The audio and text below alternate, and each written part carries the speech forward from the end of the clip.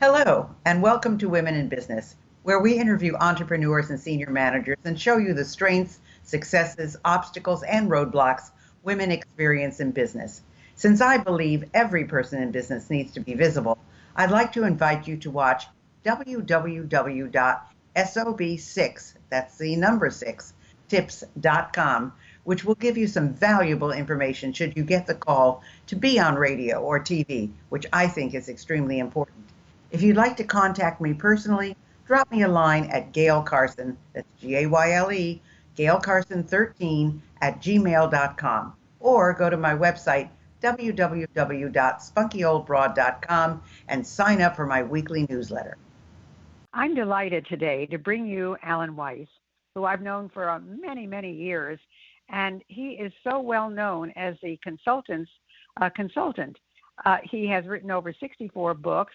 But one of the reasons that I was interested in interviewing him today was his new book, which is called Your Legacy is Now. And Alan, one of the questions that I had about this book and why you wrote it is about 3 or 4 years ago, I had really never heard much about legacy.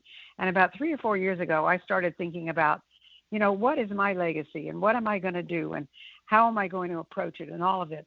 And nobody was really talking about it. And then all of a sudden, you wrote this book, and now everybody's talking about legacy. So where did all of this interest in legacy come from for you?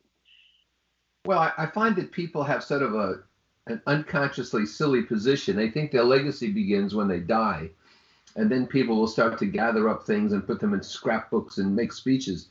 But that's not the way it works. And as you pointed out, I'm a business consultant, and what I found was that a lot of people who own businesses decide they want to sell them, so they should increase the valuation, and they start doing that a month before they want to sell, which is just silly.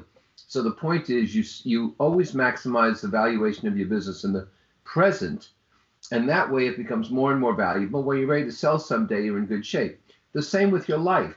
Your legacy is written daily. The question is, who's writing that page? Is it the same page as yesterday? Is it blank, or is somebody else writing it for you? So that's what got me really interested in people being more cognizant of creating their own legacy. So what has been the reaction to you? I know people write to you all the time and say, oh, Alan, I got this from the book, or I got this from your thoughts. What has the reaction to your legacy has now been for you, and what has been the most amazing thing and amazing part of it for you? Well, I think that the reactions, they've been very, very positive, and people are fascinated, I guess that's the right word, by the fact they have more control than they think.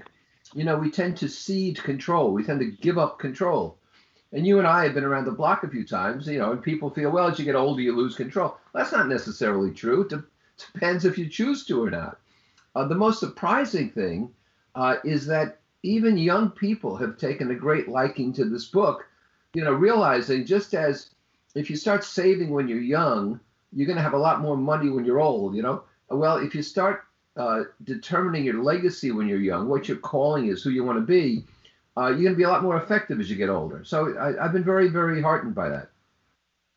Well, it's interesting. A few years ago, I was in a class about consulting, and I started talking about legacy. And I was really surprised because the 3 women, especially women that were talking to me about it, said, we've been thinking about our legacy and what it's going to be and how we're going to propagate it and so forth. And each of them was probably around 45. And I was really surprised to find out that women who were in that, mid-40 range were thinking about legacy at that time 3 or 4 years ago, because that was not something that was talked about. And I wonder if people were just becoming more aware of where they were heading and what the future engaged. And I'm wondering also if you saw any difference in how people talk about legacy with what we've been through recently with the pandemic. Well, absolutely, because people are much more sensitive to their mortality, business mortality, personal mortality, financial mortality. People are far more sensitive, and they're starting to think about what it means to them. Legacy used to be, well, how will I be remembered? But now legacy is really about, how do I want people to see me? who do I want to be? When I've coached executives over the years, I've said to them, a year from now, who do you want to be? And inevitably they tell me what they want to be doing. And I said to them, that's not what I asked you. I asked you who you want to be. And I think more and more today, the kind of people you just referred to are sensitive to how they're regarded. How do they act during the pandemic? How do they act during crisis? How do they help others? How do people perceive them? And in a polarized society, which unfortunately we are still in, that's more important than ever. So how do you think this whole argument of, do I want to go back to the office? Do I want to continue working from home? I really like knowing that I have the time that I'm getting my work done. In fact, I'm probably getting more work done, but I don't really want to go back to my cubicle that's in that space in the office. What are you finding there? Have you talked to CEOs that are finding that to be an issue? Well, it's an issue, and they're not quite sure how to deal with it for these reasons. First of all, people are not as productive at home. I don't care what you hear or read or what people say. They're just not as productive at home. Of course, they're not all that productive in the office either, but you're missing the social interaction, and social interaction produces more innovation. It produces actually a greater focus on the work. So my feeling is to these CEOs that they should focus on a quality 20-hour week for people working remotely rather than a busy 40-hour week. If people are focused for 20 hours a week on productivity and they get things done, they're not distracted, that's a good week. But just being busy for 40 hours makes no sense. I also think that people who say they don't want to go back to work are going to change their minds. They're going to miss the social interaction now that they see others engaged in it. They're going to get tired of looking at the same walls. They're going to get tired of trying to overcome their own distractions. When the dog comes up and wants to take a walk, or they look at the guitar, leaning against the wall. So, but I've coined a phrase, I've trademarked the phrase, no normal. And what I mean by no normal is there will never be a return to normal. That's out. And a new normal is an oxymoron. And so we have to get used to continued flux, continued volatility, continued disruption, and people will find their own way. It will be a balancing act. I do think that there's going to be a lot of new types of work environments that pop up from all of this that we've been through. And I do agree with you in terms of the 20-hour week. I think there's a lot of wasted time in the office. I mean, it might be cool to discuss things with your friends and to have your water cooler talk, but in reality, the focus on how much work is actually getting done is probably about 20 hours. You're probably right on there. So I'm thinking that, there's a lot of talk about hybrid right now. How do you feel about that, where there's maybe 2 days in the office and 2 days home, or more 3 days on and 2 days off? What do you think about the hybrid format? I think that life is hybrid. I think that one bargaining position, Gail, for attracting and sustaining talent will be the negotiation about how much an individual can control where they are and when. So rather than say, look, I want you here 3 days a week, you can stay home 2 days a week, I think it will be a matter of, here's what I want you to accomplish. You decide whether you're here or there. I trust you. And I think that especially people who are highly desirable, who are sought after, will seek those kinds of conditions, because it's much more flexible and it's much more optimal for people who want work-life balance and who are raising families and so forth. Well, that's so true. And, I'm just thinking you've got another new book out on consulting, if I'm not mistaken, on top of everything else that you've been doing. But you also, you every day you provide 3 to 5 what you call brief, pithy pieces of advice for growth. And I know I get your Monday morning memo, and I get a couple of other things from you. So what is it that you hear from those readers that is different from what you might be hearing from people who read your books? Well, I'm not hearing anything different. I'm hearing what I hear consistently. I mean, don't forget, we're all singing to the choir here, preaching to the choir. So people who read my books and people who read my columns are people who want to hear from me, by and large. Occasionally I'll get a dissenter. I love to tell somebody, look, if you don't like what I'm writing, stop reading. It's a free newsletter, It's not like subscription is in danger. I get some idiotic letters once in a while. But most people, like today's Monday morning memo, I've already gotten, maybe 100 responses, and people are uniformly supportive. So that doesn't surprise me. But, the patterns are these. The patterns are, give me some freedom. And if you look right now, agency is very important. People are tired of listening to politicians who have usually been wrong. They're tired of listening to the scientists who have been draconian. And they want to regain some control over their lives. They want to write that page I talked about before in their own handwriting. So I think they're looking for agency. They're looking for latitude of action, the application of their talents. And that's why you find entrepreneurialism is growing. My global community of people who are consultants, coaches, and so on is growing and growing and growing because more and more people want to take their destiny into their own hands. Well, that's true. And so I'm curious, is there a difference as you see because of cultural differences and so forth, because you have a global audience, and now since people are able to access everything through Zoom and so forth, you're getting much more participation from people that you've not heard of from before. Are you finding that there's a difference in the various countries with the people that you deal with as to their viewpoints on various things? No, I've been to 60 some odd countries, 63 countries, I think. And a typical week, I am usually coaching people from Shanghai, Melbourne, Tokyo, London, Geneva, and so forth and so on. And so I'm getting what I call an on-the-ground worldview. I'm not going through the media. I'm hearing it directly from people. And what I've always found is that people are far more similar than dissimilar. What is different around the world is the way people are governed. And the quality of life under different kinds of politicians and regimes. Now, for example, I'm not talking about North Korea here. Canada has had a horrible time disseminating a vaccine. Just dreadful. My Australian colleagues told me that the official government policy right now is nobody can leave or enter the country until about June of 2022. Now, I doubt that will last, but that's the party line. In Europe, excepting the UK, which has done a very good job, vaccine dissemination is dreadful, although the European Union has just opened up for people to visit from approved countries. So the differences are in how people have responded to this crisis. India is horrible right now. It's a morass. It's awful.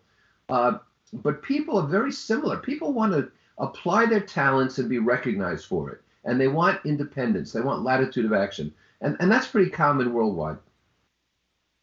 So why do you think there is an issue in a country like Canada, which is fairly free-thinking, I would think? And I know that a friend of mine who has his wife in Canada right now, he got a job in where my sister lives, and he hasn't been able to get his wife over here because she is in Canada, and she doesn't know when she's going to get here.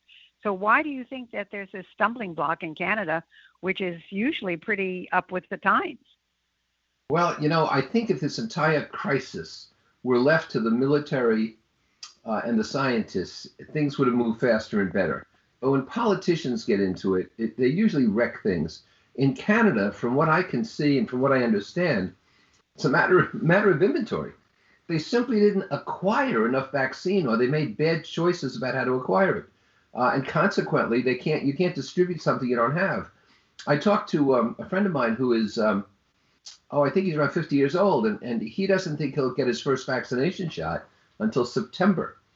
I talked, by the way, to a client of mine in Japan, and he told me that, Japan has the longest live population in the world. Their average lifespan is the highest in the world. He told me that right now, Japan is only up to its 80-year-olds. No one under 80 is getting the vaccine as yet. Can you imagine? And this is the third largest. I can't. It's the third largest economy in the world. That's just bizarre to me. And yet there are people here in this country who absolutely do not want to get the vaccine, are opposed against it, even when they see what's happening all around them. So that's kind of interesting to me as well, that there are people right here in our own country with all the data that we have and all the scientific knowledge that we have, that they are refusing to get the vaccine because, they just don't think it's safe, or, maybe they do have religious conflicts and so forth. But I have to tell you, my 12-year-old great-grandson has already gotten his vaccine. He's coming to see me next month. And by the time he gets here, he will be fully vaccinated, and he's 12 years old. Well, the same for my granddaughters. And the people who don't wish to be vaccinated, for whatever their reasons, aren't going to be an issue because we're hitting close to 70% of the population right now. I live in Rhode Island. We're above 70% vaccinated. And what will happen is even if you're not vaccinated, you're not going to be at any great risk because so many people will have been vaccinated. And I also believe people are adults and they make their own decisions. And consequently, they have to live with those decisions. I'm not their father. I'm the president of the ballet up here, and we're performing. We're doing well. And somebody said to me on my board, well, maybe we should demand that people be vaccinated to enter the performance. And I said, that's not going to happen. First, I'm not going to play cop. Secondly, that creates a legal liability for us. What if somebody's got a forged vaccination card or something? And third, many people are filing lawsuits to prevent discrimination against non-vaccinated people. So I think you live and let live. And it's one thing if you're endangering somebody else, like you're not vaccinating a kid for measles and sending them to school and so forth, that's a problem.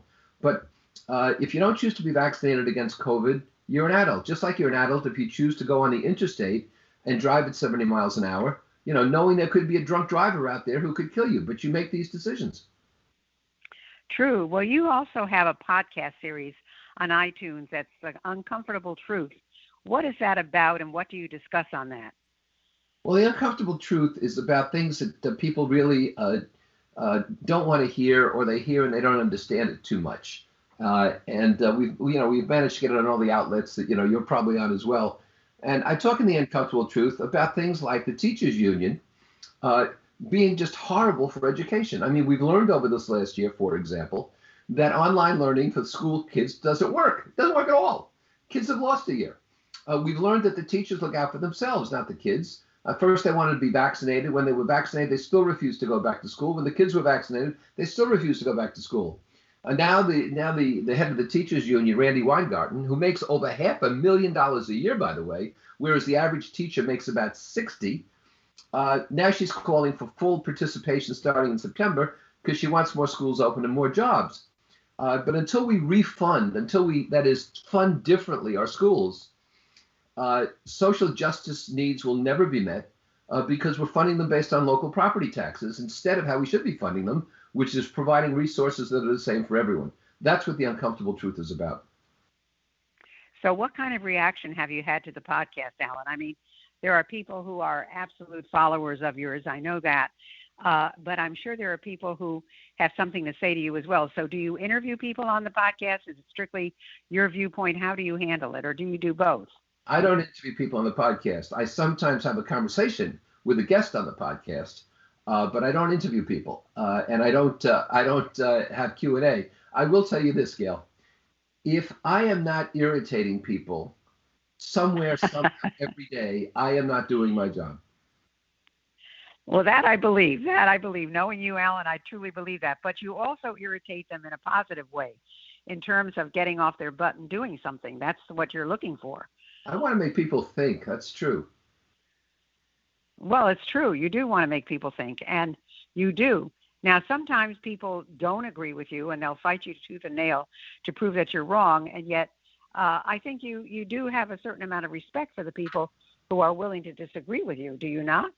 Of course I do. I think everyone's entitled to their opinion, and I detest moral narcissism, which means that if someone disagrees with you, they're somehow inferior. I detest that kind of thinking. If you want to disagree with me, fine, but disagree with me with a rational argument based on facts, not with theories, not with conspiracies, and not because you feel you're smarter than I am. Give me the facts, and I'm happy to debate them. If we both wind up still disagreeing, we can still talk and respect each other. But I think people find that very hard to do, Alan. I think when people disagree with you, just like what's going on in the political arena now, people just don't want to talk to you. They just want to ignore you and say you're wrong. They don't want to really have an active discussion, and I think that's not healthy at all. Well, it's a sign of very low self-esteem. You see, when you feel that you can't talk to someone because they're wrong or they don't agree with you, you don't really feel confident in your own beliefs, and so you simply shut them down. You stop talking to them, you unfriend them, you mock them, but that's a sign of very low self-esteem. Well, I agree. I happen to think it's so important to hear what people think, because otherwise, how do you know whether your own theories and your own understanding are worthwhile and will hold up. You're Because exactly right. people, people just have I mean, I have so many friends of mine who are not vaccinated. I have so many friends of mine who still believe the election was stolen.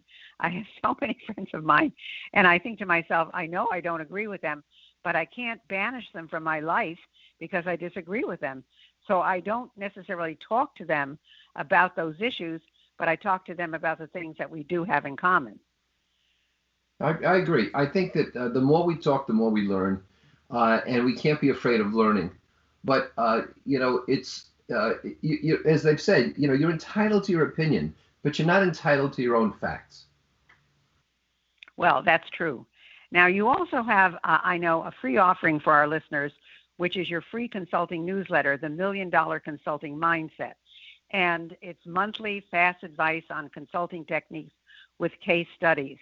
And what is the quickest way for them to subscribe to that? If you go to alanweiss.com, ALANWEISS.com, on the landing page near the bottom, you'll find subscriptions to Monday Morning Memo, to Balancing Act, to $1 Million Mindset. You'll find that The Uncomfortable Truth, the podcast you talked about, is on my blog. My monthly video, Writing on the Wall, is on my blog. There's a Friday cartoon on my blog, The Adventures of Koufax and Buddy Beagle, and so on and so forth. All of this is free. I'm also on Twitter and on LinkedIn and on Facebook, and I don't know what, God knows where else, but it's all free. So, I encourage people to take what they need. I'm happy to provide it. Wonderful. Well, you mentioned your Beagle and your Bentley. Alan is a dog lover, and of course, most of you know how I am with animals. I just adore them, and yet you've got two diverse pups there. You've got a huge German Shepherd, and you've got, I think, a Beagle? Is that what you have as a? Right now we have a Cavapoo right now, a King Charles Spaniel Poodle mix, and we have a white German Shepherd. Yeah.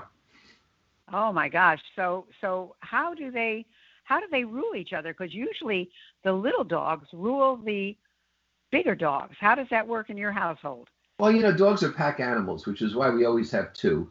And when they want to fight, the Cavapoo jumps on a hassock so she's eye level with the Shepherd, and they fight. But Shepherds are remarkable dogs because my grandchildren can lay on top of him and he doesn't care, and the little dog can nip at him and try to steal his food, he doesn't care. But somebody comes near this house he doesn't like, and he'll scare the living hell out of them. So that's why I like Shepherds. They're bright, and they're a lot of fun, and they'll defend you with their lives. I think that animals can give us a lot of life lessons as well.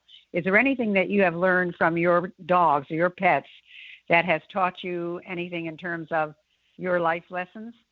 Well, I'll give you one example of thousands that I've learned, because as you said, I am a dog lover. When these dogs go out in my backyard's about an acre, and but there's a gate at the far end, not near the house. And if that gate is open, the dogs charge through the gate. They run through an open gate. They don't stop and do a risk analysis. They don't stop and ask for advice. They run through the open gate. And that's what everyone should do. They should run through the open gate. People are too tentative. They're too cautious. And life's for living. And if we go back to the concept of legacy, I don't think you want your legacy to be that you stuck your toe in the water. Your legacy has to be to make waves. Well, that's true. That's true. Well, we have about 2 minutes left, Alan, so I want to ask you, is there any information you'd like to give our listeners that we haven't given them? Is there any place you'd like them to go that you haven't talked about? And is there anything we haven't talked about that you think our listeners need to know? Well, I'd urge you to take a look at Monday Morning Memo, which you can subscribe to. It's every Monday. And I'd also mention, you alluded to this before, Legacy came out this year. And the second edition of the Consulting Bible is coming out, the third edition of Value-Based Fees coming out, and the sixth edition of $1 Million Consulting is coming out, which has been on the shelves for 30 years. In addition, I've co-written 2 new books that will come out later in the year. One's called Masterful Marketing, and the other's called The Modern Trusted Advisor. So if you go to my website, you'll see these books hither and yon. If some appeal to you, by all means, go right ahead and help me pay for gas. So what do you say to people who say, I don't have time to write a book, or I'm too busy to do all these other things, when you're putting out 4, 5, 6 books a year? Nobody's too busy. The fact is that time is reallocatable. Time's not a resource, it's a priority.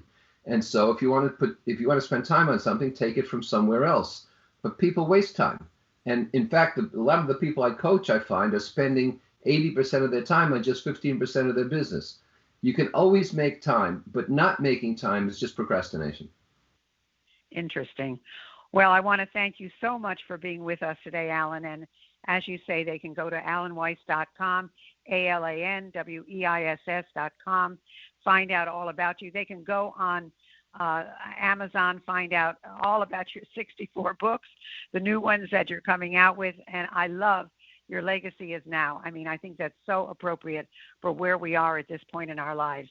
So thank you so much for all you do. Thank you for all the controversy that you provide. And thank you for, and if anybody wants to follow Alan on Twitter, he's there on Bentley GTC Speed, Bentley GTC Speed, and he's got over 8,000 followers. So you should definitely check him out.